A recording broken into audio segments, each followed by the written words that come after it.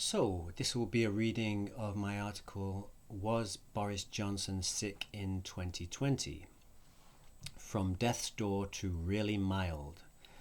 This was published on July the 25th, 2024, but it's actually an extract from a previous article entitled Is the Freedom Movement Together, which I wrote some time ago. I can't remember the exact date right now. Here we go. In March of 2020, the British public was informed that the Prime Minister, the Health Secretary, and the Prince of Wales had all contracted the alleged novel coronavirus in the week that the country was asked to lock down. The lockdown officially began on the 23rd of March. Charles returned a positive test on the 26th, with Johnson and Hancock reporting theirs the following day. This remarkable turn of events presented something of a publicity coup for advocates of the lockdown, reminding the public that nobody was immune from the much vaunted pestilence. Furthermore, the Prime Minister Boris Johnson was admitted to St Thomas Hospital in London and reported to be in intensive care. On April the 12th, 2020, Johnson made a video statement asserting that, quote, "The NHS has saved my life, no question," end quote.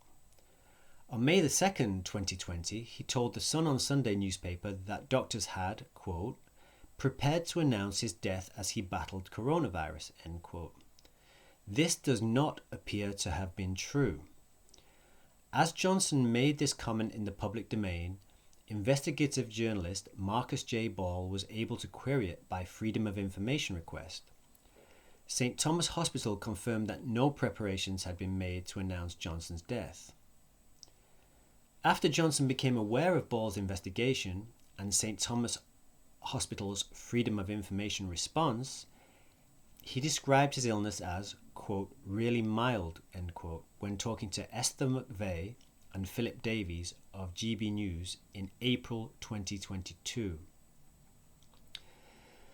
In a document dated 22nd of March, a few days before the beginning of the spate of illnesses among high-profile British political figures, Sage had discussed how, quote, "a substantial number of people still do not feel sufficiently personally threatened," end quote, and advised the government to, quote, "use media to increase the sense of personal threat," end quote.